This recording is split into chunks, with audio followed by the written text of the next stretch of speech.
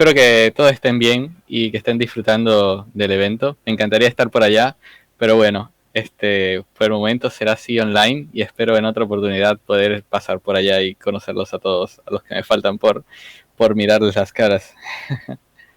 Bueno, como son media hora, voy a intentar de ser bastante breve, voy a hacer todo lo posible. Ok, introducción a Layer 2. Para los que no lo saben, soy Hoxes, soy parte del team de research para Wonderland, miembro del equipo de Seed Latam, cofundé Layer 2 en español junto con DeFi para principiantes y Seed Latam, y por último también tengo un rol como delegado para la gobernanza de Optimism, una vez más, desde el ala de Seed Latam. Así que por ahí estamos bastante involucrados, yo y muchos de los otros colaboradores dentro del ecosistema de Ethereum en distintos lugares, ¿no? Bueno, esta charla va a estar una introducción sobre Layer 2, así que auspiciada por Layer 2 en español, por supuesto. Entonces vamos a por ello. Ok, yo creo que una de las grandes preguntas que siempre hay que mirar es por qué hay que mirar una blockchain o qué propiedades hay que tomar en cuenta. Esto es, vieron que el ecosistema está creciendo un montón y si bien hay muchos proyectos que están lanzando sus propias blockchains con sus propias propuestas de valor y tal, pero al final del día los valores siempre como que o se buscan que se preserven o la idea es más o menos la misma de tener una red descentralizada, tener una red segura, que marque diferencia de lo que tenemos en el sistema actual de Internet, Web 2, páginas, redes sociales tal y como las conocemos, que es el simple caso de un servidor a la cual los usuarios van y consumen de determinado producto, ¿no? Entonces, blockchain es un nuevo paradigma de redes, ¿sí? Peer-to-peer, para montar, por ejemplo, aplicaciones en el marco de la descentralización, ¿no? Lo que son como dApps o aplicaciones centralizadas. Así que, por lo tanto, para que una blockchain pueda considerarse como tal, hay que hacerse unas preguntas, ¿no? De, por ejemplo, ¿qué hay que mirar de una blockchain? Que sea resiliente, que sea capaz, que permita la participación de la comunidad, porque si estas propiedades no se entienden o simplemente no existen, entonces estamos probablemente ante un parapeto de algo que no termina siendo en realidad una blockchain y que tipo no tiene sentido de ser, ¿no? Entonces la pregunta es, ¿qué mirar de una blockchain para que sea una blockchain y que tenga sentido utilizarla, ¿no? Y es aquí donde, por supuesto, viene Ethereum. Ethereum es la primera que viene a proponer a gran escala esto debe ser una red de propósito general. Red de propósito general significa que montes smart contracts, aplicaciones tal y como tú quieras, con la programabilidad que desees, y que por supuesto ha sido una de las redes más adoptadas y que a su vez ha sido también una de las redes que, digamos, es de las relativas más ligeras o que ha alcanzado un buen grado de centralización y de adopción y de uso en todo, en lo que es todo el ecosistema, ¿no? De Web3. Entonces, por ejemplo, hay ciertas propiedades que nos encantan de Ethereum y que no gozan otras redes, como por ejemplo que hay alrededor de 9.000 nodos completos públicos. Si recuerdan que en Bitcoin es una de las propiedades que más se busca, que haya una cantidad vasta de nodos alrededor de todo el planeta, bueno, Ethereum cumple con 9.000. También hay una enorme cantidad de productores de bloques, acá validadores, que forman parte de la red, lo cual está bueno porque es salud para la red en cuanto a la participación de quiénes son los encargados de ordenar y publicar las transacciones. Alrededor de más de 500.000, este número está un poquito desactualizado. Y por supuesto que lo que estamos hablando de toda blockchain que busque ser descentralizada o que busque también preservar esta idea de la seguridad, tiene que tener esta propiedad interesante que tiene que tener unos costes mínimos para correr un nodo, ¿no? Entonces Ethereum cumple con esto. Correr un nodo de Ethereum es relativamente o conlleva un menor coste que correr un nodo de otra red blockchain, llámese Solana, llámese Phantom, llámese Binance Smart Chain, etcétera, etcétera. Entonces esto es súper bueno porque, como ya le estamos diciendo, favorece la descentralización desde distintos puntos de vista. Y claro, antes se consideraban las redes más seguras comparada con Bitcoin, en el términos de cuando estaba en Proof of Work, ya que era uno de los que tenía la mayor cantidad de hash rate, ¿no? Equivalente cuando lo comparás contra Bitcoin respecto al costo de ataque. Entonces, por ahí también podías ver de que la red no solo es descentralizada y segura, sino que también tiene los incentivos bien alineados para que esté asegurada por una cantidad de hash power o participantes que estén dispuestos a elevar el costo de ataque por algún tipo de revenue. Entonces, a raíz de eso, el gran problema es, ok, es una red que está demandada, que muchos la quieren usar, pero que su capacidad no está dada para admitir tantos usuarios al mismo tiempo, por lo tanto sus costes se elevan significativamente, ¿no? Así como hemos visto años atrás como en Bitcoin las tarifas se elevan, lo mismo pasa con Ethereum, lo sabemos muy bien, muy especialmente desde los tiempos de DeFi Summer, así que este es el gran problema. Solo permite 13 transacciones por segundo y los costes, por supuesto, se van a elevar si muchas personas quieren interactuar allá adentro y veremos que los costes rondan 3, 5, 10 dólares dependiendo del momento, ¿no? Así que se presenta este llamado trilema de blockchain en el cual es, ok, en el contexto de cómo estamos ahora en que las blockchains funcionan, resulta que se dice que no es posible que una blockchain de base pueda cumplir con estas tres características al mismo tiempo: descentralización, seguridad y escalabilidad. Y es por eso que cada vez que hemos visto que se ha lanzado una nueva blockchain, nos encontramos con que se están sacrificando algunas de estas propiedades. Entonces, Ethereum es como que el punto de partida, el punto de referencia, como una red descentralizada y segura, junto con Bitcoin, pero cuando se acerca un competidor que quiere tener una mejor experiencia de usuario, que quiere habilitar que sea más barata, que entre más cantidad de nuevas personas a montar aplicaciones y a usarlas, etcétera, etcétera, lo hacen siempre, pero en detrimento de algunas de estas propiedades. Entonces tenés casos como los que mencionaba, Binance Smart Chain, Solana, incluso las redes de Cosmos, etcétera, donde buscan suplir esto de que sean más escalables, pero entonces están sacrificando o la descentralización o la seguridad de un lado. Entonces va perdiendo un poco el sentido de lo que una blockchain debería ser, ¿no? Porque si no es lo suficientemente descentralizada y no es lo suficientemente segura, te estás acercando al modelo de un servidor tradicional. Y eso no está bueno, y eso afecta cosas como la resistencia a la censura, la inmutabilidad, la resiliencia, etcétera, etcétera. Entonces, este es el problema que nos hemos estado encontrando durante años, ¿sí? Ahora, la gran pregunta, ¿por qué entonces Ethereum no hace esto? O sea, creo que ya lo estamos hablando, pero ¿cuál sería el efecto directo de que Ethereum diga, ok, quiero que la red intente ser más capaz, ¿sí? Que pueda procesar más transacciones? Ok, hay dos caminos para ello.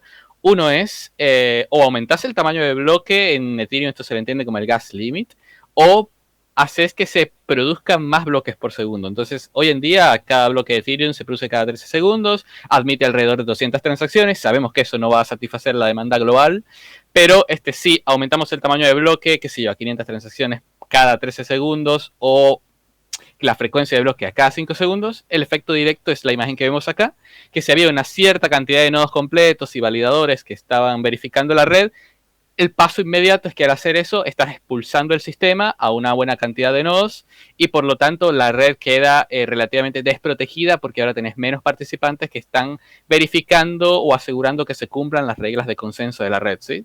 Entonces, hacer esto no está bueno directamente y es por eso que Ethereum siempre ha tenido mucho cuidado en esto de aumentar su capacidad para siempre mantener lo que lo caracteriza, que es ser una red relativamente descentralizada y segura respecto a todos sus competidores. Entonces, definitivamente no es el camino si queremos escalar Ethereum y que queramos que Ethereum siga siendo lo que es hoy, ¿no? Lo que lo caracteriza.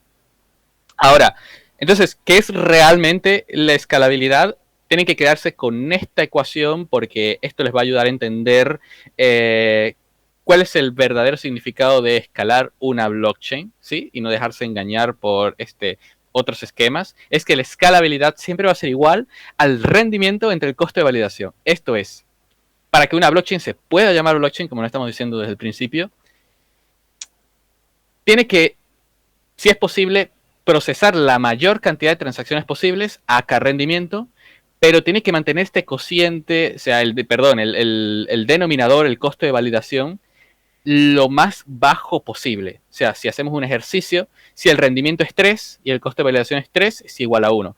Pero si yo aumento el rendimiento a 5, a un número arbitrario, a 5, pero mi costo de validación también aumenta al número 5, entonces el cociente va a terminar siendo igual. Entonces la idea es tener el relativo número de rendimiento más alto posible y el costo de validación lo más bajo posible. Por lo tanto, el cociente de rendimiento de este costo de validación se dispara lo más alto posible y por lo tanto tenemos un factor de escalabilidad pues genuino, ¿no? Aceptable. Entonces, este es el verdadero criterio de escalabilidad en las blockchains. Ahora, ¿cómo viene a solucionar este Ethereum? Bueno, el tip es vía la Ethereum modular o vía Ethereum multichain. O sea, lo que estamos hablando que se va a tratar el día de hoy del evento, que es de solución de escalabilidad vía Layer 2. Ahora, ¿qué son las Layer 2? La Layer 2 es un concepto en el cual básicamente lo que estamos teniendo es que a Ethereum se le, digamos, expanden las capacidades vía, para que se entienda más fácil, implementando nuevas blockchains dentro de Ethereum. Es una cuestión que se puede considerar bastante innovadora o incluso un cambio de modelo mental para muchos, pero consideremos que al día de hoy es posible que dentro de Ethereum existan otras blockchains que tengan las propiedades de ser escalables y sí, y manteniendo la seguridad que la misma red de Ethereum les quiere proporcionar. Entonces, en realidad hubieron muchos modelos en el pasado, State Channels, Plasma, pero hoy en día digamos, la arquitectura más aceptable que viene a suplir estas necesidades de escalabilidad es vía la rollup, ¿sí?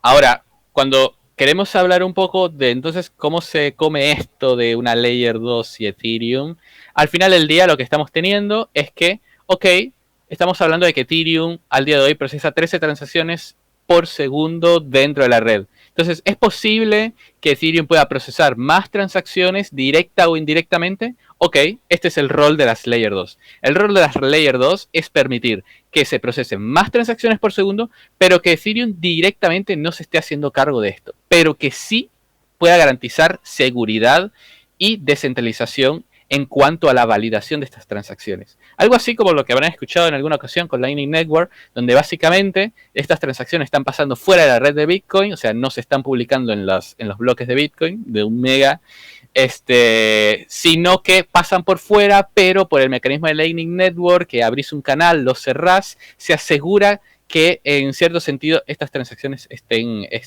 pues aseguradas de un modo u otro por la L1 o por los participantes vía la L1. Entonces, más o menos así está pasando con Ethereum con el modelo de Layer 2.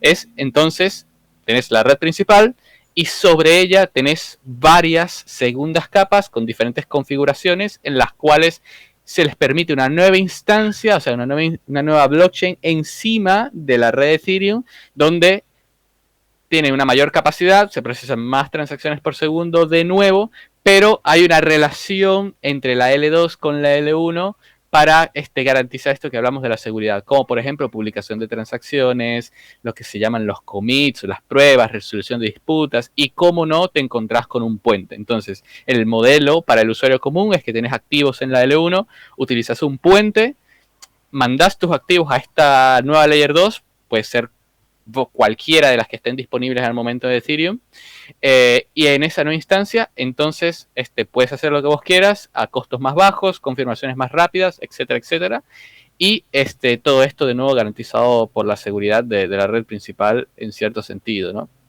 Entonces es una aligeración de la carga para la red principal de Ethereum porque los nodos completos, los validadores, no están necesariamente al tanto como tal de todas las transacciones que están pasando en la Layer 2, pero sí están recibiendo continuamente información que les permita validar precisamente lo que está pasando en estas nuevas cadenas, ¿no? Entonces, son al final del día cadenas aseguradas por Ethereum. Es un excelente concepto para que tomen en cuenta. Total que hoy en día, cuando estamos hablando de Layer 2 como tal, los tipos de arquitectura, yendo más específico, como para que se estén dando cuenta de hacia qué tipos de Layer 2 nos estamos apuntando, tenemos el concepto de los rollups, que se dividen en dos, ZK rollups, Optimistic rollup, estoy seguro que varios de ustedes la van a escuchar en alguna ocasión, pero luego hay como que otros sabores que varían entre algunos u otros aspectos, como Validiums, Plasma, Optimistic Chains, Volitions, etcétera, etcétera, etcétera. Esto es para que vean que en el modelo de Ethereum de escalabilidad se le permite, por la naturaleza en cómo funciona Ethereum, de ser una red sin permiso para deployar cualquier cosa, que existan distintos modelos de Layer 2 y que tipo cualquiera puede implementar la que uno quiera, ¿sí? Pero a modo general, más o menos los conceptos de seguridad vienen dados o se diferencian a estos diferentes tipos de cadenas Layer 2 dentro de Ethereum, ¿no? Ahora, vamos al grano de entonces qué son los rollups, ¿sí? De nuevo, si Ethereum procesa 13 transacciones por segundo, entonces los rollups vienen a ofrecer mayor escalabilidad, o sea, mayor procesamiento de transacciones por segundo, pero todo de nuevo garantizado por la seguridad de Ethereum. ¿Cómo lo hace? Bueno, en particular, los rollups son cadenas cuyo grueso de la computación ocurre fuera, es decir, off-chain, mientras que el resultante de las transacciones se comprime y se almacenan en Ethereum para su validación. ¿Cómo se entiende esto? Ok, mientras que en otras blockchains, pues evidentemente cualquier acto de escalabilidad tal y tal termina siendo una infraestructura que está a cargo de validadores independientes, es decir, Binance Smart Chain tiene sus propios validadores, las redes de Cosmos también tienen sus propios validadores, Avalanche, etcétera, etcétera, etcétera, etcétera. En el caso de los rollups, todas las transacciones están aseguradas por la red de Ethereum, pero estas transacciones no son necesariamente procesadas una a una por la red, sino que utilizas un modelo en el que terceros actores se encargan de procesar estas transacciones y todo esto se reempaqueta, se resume en la red de Ethereum para ahorrar data, ahorrar espacio y por lo tanto permitir mayor throughput, o sea, mayor rendimiento. Entonces, una consecuencia directa de esto de los rollups es que, como toda Layer 2 que se dice ser hecha y derecha, permite que se puedan tener estas cadenas y que funcionen correctamente sin la necesidad de que haya una mayoría honesta. O sea, en todas las blockchains que conocemos hoy, son atacables al 51%, al 66%. En el caso de los rolls no sucede esto, ya que la seguridad para todas estas está dada por la seguridad misma de la red de Ethereum. Entonces, lo que tenés es un modelo donde en vez de que necesites mayorías honestas sobre el propio rollup, lo que tenés es un modelo de 1 de n. O sea, 1 de n quiere decir solo hace falta que un operador esté trabajando para que el rollup esté funcionando correctamente. Total, la validez de todo lo que sucede en el rollup está garantizado por Ethereum. ¿Y cómo esto está garantizado por Ethereum? Básicamente es porque a la vista de Ethereum, los rollups son simplemente smart contracts. Smart contracts que dan una serie de permisos para que haya nueva infraestructura encima y estén estos operadores procesando las transacciones de los usuarios. Estas redes, pues por supuesto, van a tener una virtual machine, se van a poder deployar smart contracts, etcétera, etcétera, pero todo está anclado a smart contracts que proveen de o están configurados para que Ethereum les provea seguridad, ¿no?, a estas redes. Y por último, que es un dato no menor, es que algo importante es que los rollups se les permite, ¿sí?, que todas estas transacciones que están ocurriendo arriba se publiquen dentro de Ethereum de forma tal que si uno quiere saber dónde está la fuente de la verdad, o sea, cuál es el orden de las transacciones, qué se publicó, qué es lo que realmente es válido o no, todo el mundo pueda ver hacia un mismo lugar, que es la propia red Ethereum. Entonces, de nuevo, es como que si todos los rollups estuviesen guardaditos, la información dentro de Ethereum, empaquetada, comprimida, y está bueno porque quiere decir que esto está siendo igual de distribuido como la red Ethereum en sí misma. Entonces, eso está muy, muy, muy, muy, muy bien. Recordemos, hoy en día, Binance Smart Chain tiene como 40 validadores, Polygon tiene 100 validadores, si no estoy mal. Eso es un número muy pequeño respecto a la presencia de su blockchain alrededor del mundo, mientras que Ethereum ya sabemos cuántas tiene, alrededor de 500.000.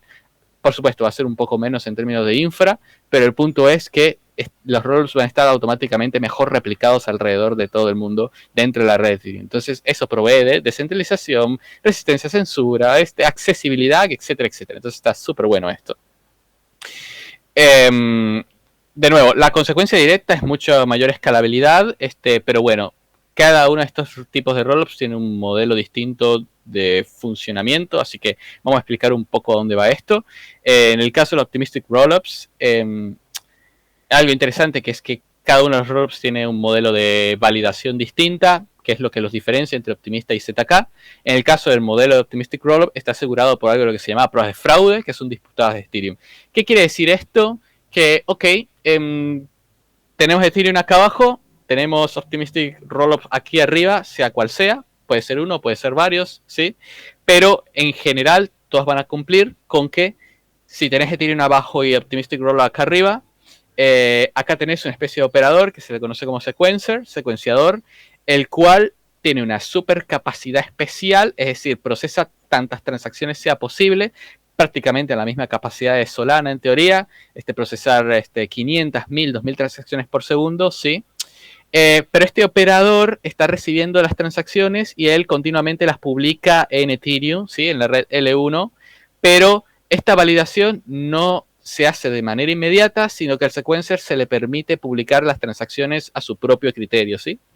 Pero una vez que están las transacciones publicadas dentro de Ethereum, tenés una ventana de tiempo que se le conoce como el periodo de verificación o el periodo de challenge, que es donde un nuevo actor, que se le conoce como verificador, está continuamente revisando las transacciones que el sequencer, de nuevo, muy capaz, con el rendimiento de un servidor tradicional, revisar estas transacciones dentro de la red de Ethereum y ver si digamos, son transacciones válidas o no. Entonces, si no son válidas, se les manda lo que se le conoce una prueba de fraude, que es una disputa en el de decir, ok, vos publicaste una transacción inválida, vamos a reejecutarla en la red de Ethereum, y si el resultado no es como el que vos dices ser, que es, entras en un juego de teoría, o sea, en una especie de teoría de juegos, donde te slasheo, te hago perder plata, o te castigo por tu mal trabajo, y la transacción inválida se termina revertiendo, ¿no? Entonces, imaginemos un caso muy simple para que se entienda. Imaginemos que estamos operando en un Optimistic Roll arriba, ok, todo es súper escalable, las transacciones son muy baratas, todo súper mega fantástico, pero estamos utilizando un smart contract, y en el smart contract nosotros le decimos, por favor, quiero que me calcules cuánto es 2 más 2, y el sequencer se le ocurre corromper el funcionamiento de esta L2, y cuando mandamos esta transacción de cuánto es 2 más 2, el sequencer manda el resultado y nos dice, ok, mira, 2 más 2 igual a 5. Sabemos que eso no es así y no es como funcionaría el smart contract. Entonces, como el sequencer publica que 2 más 2 es igual a 5 en Ethereum, el verificador se da cuenta que 2 más 2 obviamente no es el resultado correcto, que sea igual a 5, entonces lo que hace es precisamente apuntar hacia ese mal resultado y utilizar Ethereum para verificar esto y corroborar que 2 más 2 es realmente igual a 4, y como 4 no es igual a 5, entonces este resultado termina siendo revertido. Evidentemente, esto termina pasando en un periodo de tiempo idealmente un poco lapso de tiempo, pero una consecuencia que puede resultar incómoda para varios es que hay una ventana de tiempo entonces de 7 días para el retiro de fondos, ¿no? Es decir, vos utilizás el puente del Optimistic Rollup, depositas, todo bien, pero si quieres salir mediante el puente oficial del Optimistic Rollup, tienes que esperar estos 7 días, precisamente porque en el peor de los casos se tiene que garantizar que este sistema de seguridad se dé. Entonces, 7 días es el modelo mental que se ha implementado al día de hoy, ¿sí? Hay muchos soluciones estilo Optimistic Rollup que están funcionando hoy en día. Arbitrum sería el caso ideal. Optimism, hay que agarrarlo por pinzas por cómo está funcionando hoy, pero apunta también a este mismo sistema. Boba Network, en fin, y otras más que están allí andando.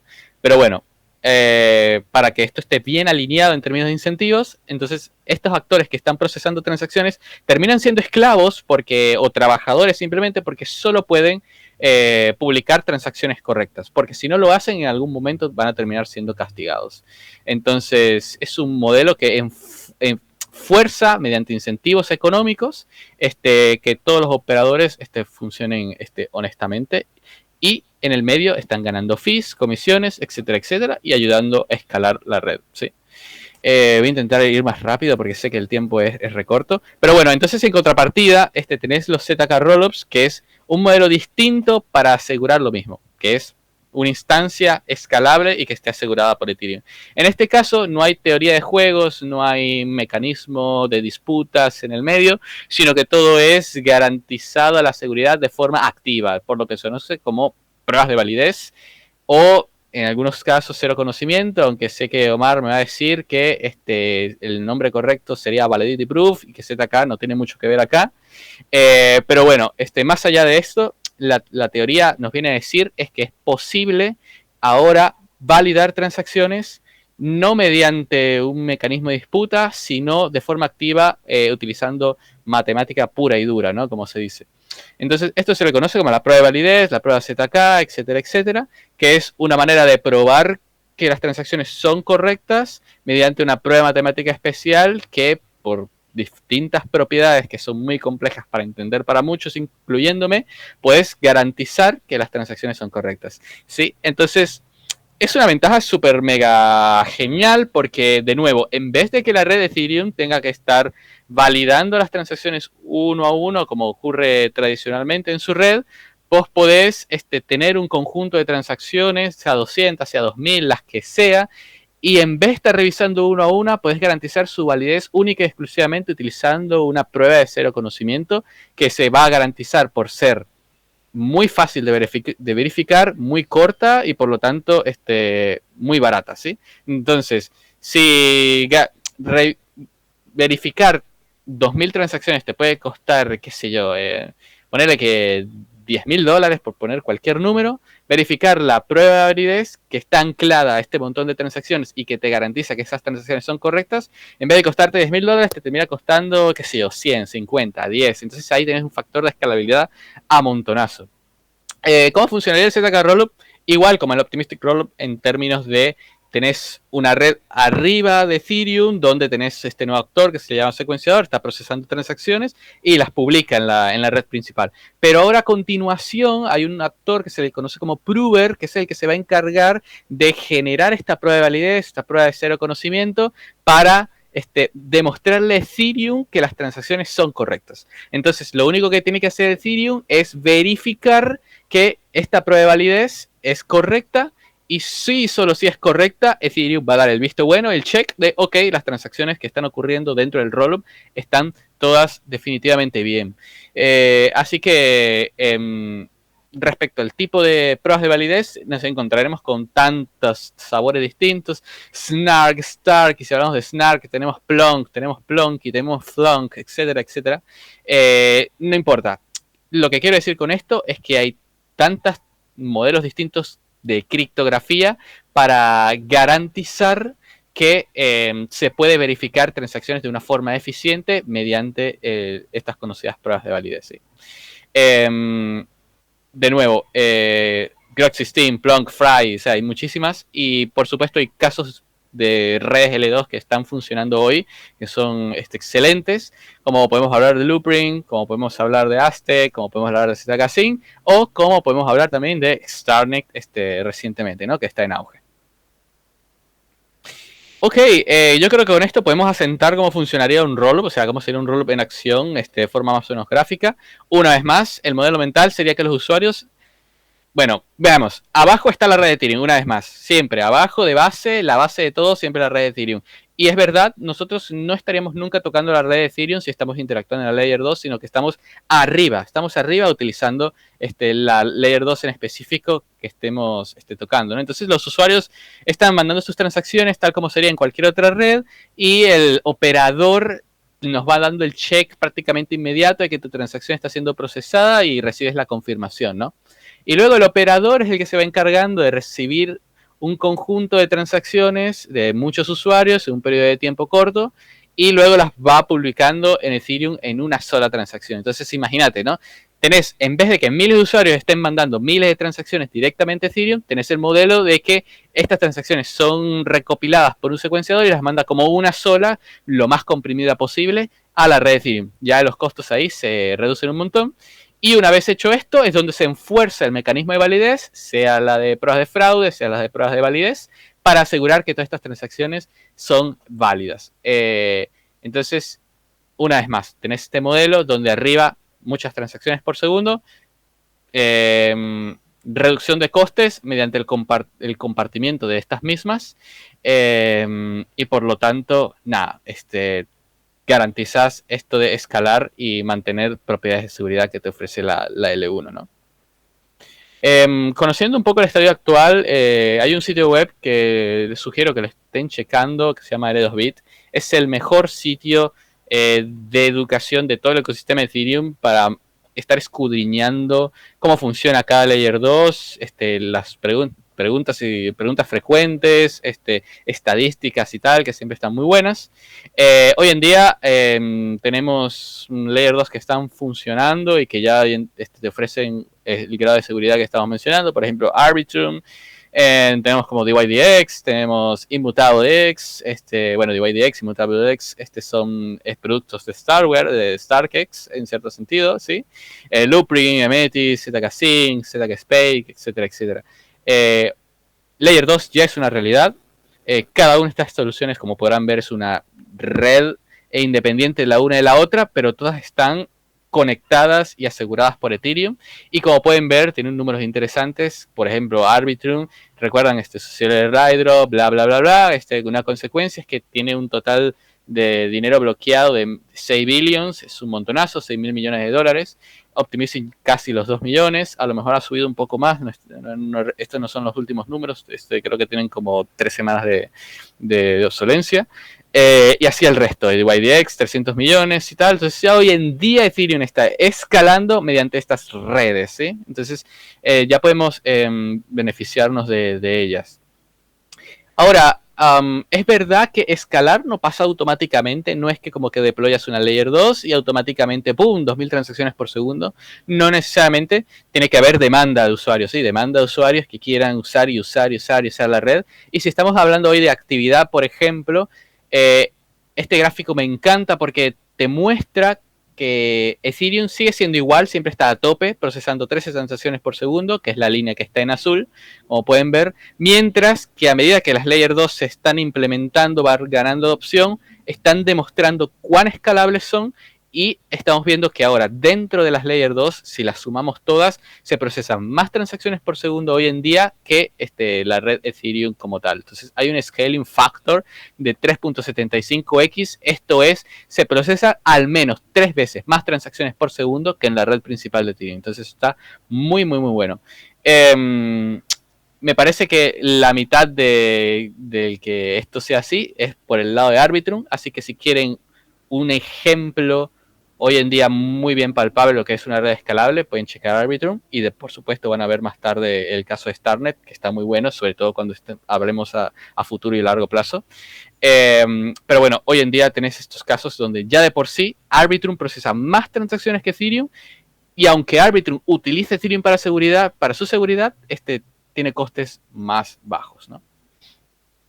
De hecho, acá está la muestra. Si revisamos algunos números de los fees en L2, fíjense, ¿no? Ethereum hoy, hacer una transacción en Ether te va a costar alrededor de $1, o hacer un swap en Uniswap te va a costar $5, mientras que en Arbitrum te costaría mover tu Ether a tan solo 8 centavos y hacer un swap a 24 centavos. Entonces ya estamos viendo un scaling factor de al menos por 20, ¿sí? En cuanto a coste de transacciones. Y similarmente termina pasando con las otras redes competidoras, ¿no? Boba Network, Polygon CKBN, Optimism, etcétera, etcétera. Y acá abajo está Starnet, que bueno, ahí ven, 28 centavos y 70 centavos. No está mal, pero la idea es que también estas Layer 2 poco a poco se vayan optimizando, se vayan actualizando, y una de las consecuencias que se va a buscar es que, uno, procesen más transacciones por segundo, y segundo, a costes cada vez más bajos. Pero bueno, ya vimos una pequeña lista de las Layer 2 que están activas, de las más relevantes, etcétera, etcétera. Pero yo quería dejar una reflexión súper interesante, que es que hoy en día Ethereum, por cómo funciona, es un ecosistema multi-chain, ¿sí? O un ecosistema modular, donde la gran ventaja que tiene sobre el resto de otros ecosistemas multi-chains es que como las Layer 2 son simplemente smart contracts, pueden haber cuantas Layer 2 se quiera que existan dentro de Ethereum. 5, 10, 20, 50, 100, 1000, teóricamente podrán haber las que quieran, y cada uno con sus particularidades, con sus casos de uso, con sus diferencias o incluso variando sus modelos de seguridad, incluso alguno que otro grado de centralización, como se desee, completamente customizable, porque en Ethereum es libre construir esas cosas. A diferencia de otros ecosistemas como Polkadot, donde, por ejemplo, tenés un montón de shards acá para chains, pero hay que pedir permiso para deployar una, hay un costo de capital enorme por hacerlo, ves a ganar la subasta, bla, bla, bla. En caso de Layer 2 es libre montar cuantas L2 quieras, ¿no? Entonces, solamente para decir que estas soluciones que se encontraron activas, pero hay otras que están en desarrollo. Y lo bueno de todo esto es que cada una de estas van a tener, digamos, su propio nicho, sus propias innovaciones, y está bueno porque el usuario va a poder elegir en un futuro que, si bien Ethereum va a seguir siendo la red más segura de todo el ecosistema, vamos ahora a poder utilizar Ethereum de tantas maneras distintas, utilizando estas Layer 2 para los distintos casos de uso que se planteen. Entonces, solo para dejar que incluso oportunidades laborales, de innovación para construir aplicaciones lo más complejas e innovadoras posibles, se van a dar porque cada uno de estos nombres que están viendo acá son soluciones de Layer 2 que están en desarrollo, y que cada una de las cuales van a tener distintas características geniales, como por ejemplo, no solamente van a poder codear en Solidity, sino que nuevos lenguajes de programación, como por ejemplo Falcon Sway, Aztec, que se va a permitir contratos inteligentes privados vía Noir, o en el caso de Starnet, vía Cairo, ¿sí? Entonces, hay un montón para hacer, y lo genial es que el ecosistema de Ethereum se está diversificando y se vuelve más rico, ¿no? Ahora, el ecosistema de Layer 2 viene con una serie de retos.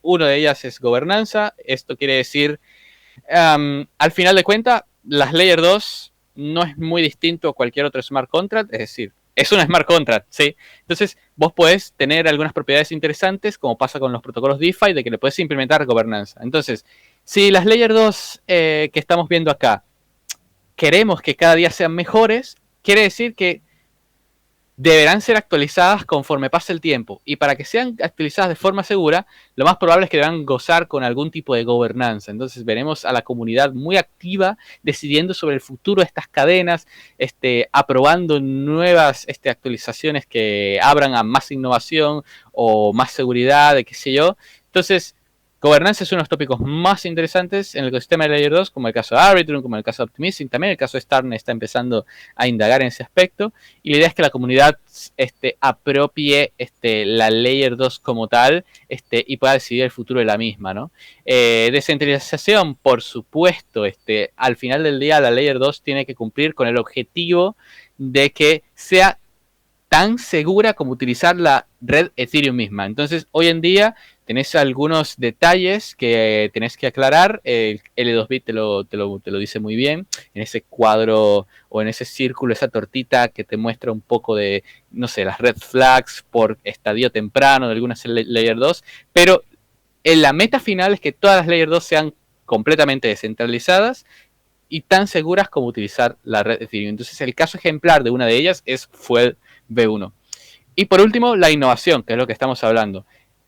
Ethereum se está quedando corta en tanto y en cuanto Solidity no es suficiente, Viper tampoco lo es, la EVM incluso no es capaz el modelo más eficiente de Virtual Machine para tener aplicaciones y que sean composables, que sean escalables, etcétera, etcétera. Entonces, ya van a ver que seguramente Omar les va a explicar cómo Starnet está proponiendo un modelo distinto a Ethereum para permitir una nueva generación de aplicaciones descentralizadas que permitan casos de uso que hoy en día en Ethereum o que incluso en una EVM no serían posibles de conseguir de forma eficiente. Así que Starnet es uno de los ejemplos más claros de la punta de la innovación a favor de Ethereum, ¿no?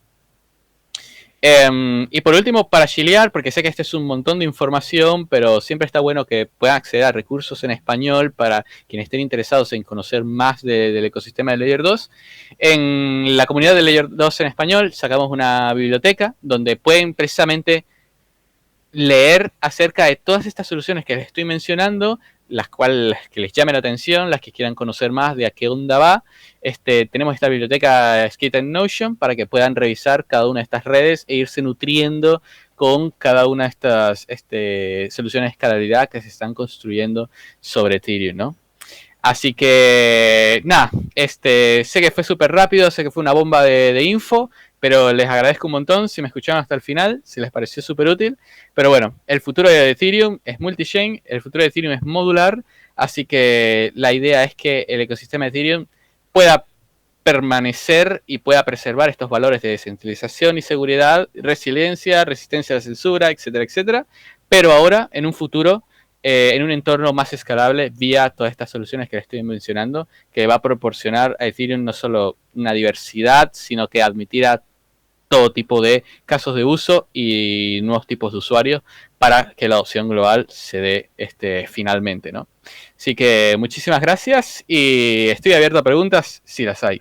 Ahí te dejo, Pedro, manejar esto.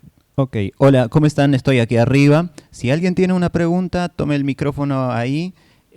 Aquí les vamos a estar transmitiendo a Joxes. Hola, Joxes, muy bueno, la verdad que muy Great. informativo. Ahí Pedro me escribe por acá las preguntas por el chat, así que si tienen alguna, este es el momento ideal. Ok. Eh, Quería preguntar... Solo quiero chilear que tengo una camisa de Optimism. Quería preguntar si... a ver si todos escuchan. Nada, si estoy abierto a cualquier tipo de pregunta que tengan. Si las Layer 2 son compatibles con AVM, escuché que en ZSync era, había un smart contract que tenía atrapados 900 Ethereums y no podían sacar el dinero. Excelente pregunta esta de las Layer 2 son compatibles con la AVM. Pues algunas sí y otras no. ¿Qué es lo que decimos que es lo más interesante de construir Layer 2, ¿no? Dentro del ecosistema Ethereum? Algunas están replicando exactamente el funcionamiento de Ethereum, como por ejemplo Arbitrum, Optimism, Polygon CKVM y más o menos ZK-Sync era, por dar algunos nombres. Por lo tanto, la ventaja que tiene esto es que el ecosistema DeFi tal y como lo conocemos es perfectamente portable a las Layer 2, así como también lo ha sido para otros ecosistemas como Polygon, Binance Smart Chain, Avalanche, Phantom, etcétera, etcétera. Así que por ahí están esas opciones, pero la idea es que no solo existan Layer 2 que sean EVM compatible, sino que también se les permita otro tipo de virtual machine para mayor innovación y casos de uso, ¿sí? Si alguien Así que tiene alguna el usuario podrá elegir más entre todas estas distintas opciones que se le van a proveer. Hay un smart contract en ZK-Sync que tenía atrapada ETH, es que si estaba bloqueado para siempre. Es interesante eso que pasó, es una de las cuestiones, digamos, que hay que tomar en cuenta en cuanto a, nada, ya es una cuestión de OPSEC de los developers, no importa qué red estés utilizando, siempre utilizar la testnet correspondiente de esa red, porque siempre hay parámetros que cambian y eso es lo que terminó pasando. Pasó en lo particular de que hubo como un smart contract que se prohibió en ZK-Sync, que se había probado en la testnet de Binance Smart Chain, si no estoy mal, y resulta que ese smart contract no funcionaba tal y cual como dentro de ZK-Sync, y cuando se le mandaron fondos se bloquearon, pero el equipo de ZK-Sync hizo algo que me parece que fue como que actualizar la red para permitir que se le pudiesen sacar o sea, poder desbloquear los fondos de vuelta. Así que es solo para decir que en las Layer 2 hay que tratarlas como deben ser, como redes que hay que testearlas por sí mismas, ¿sí? Probarlas, familiarizarse con ellas, porque o pueden ser muy iguales a Ethereum o pueden proveer algunas características distintas, algunas variantes. Entonces el developer tiene que familiarizarse con la Layer 2 en específica que quiera abordar, que quiera aprender, para que no le pasen estas cosas. ¿Alguien tiene alguna pregunta más? Si no, le damos las gracias a... Bueno, no hay ninguna pregunta más, Pedro. Así que si querés darle las gracias. Genial, excelente. Me alegro que si les gustó la charla, me alegraré un montón. Así que disfruten las siguientes charlas y nada, que la pasen bien el resto del evento. Tomen mucho, coman y estudien bastante.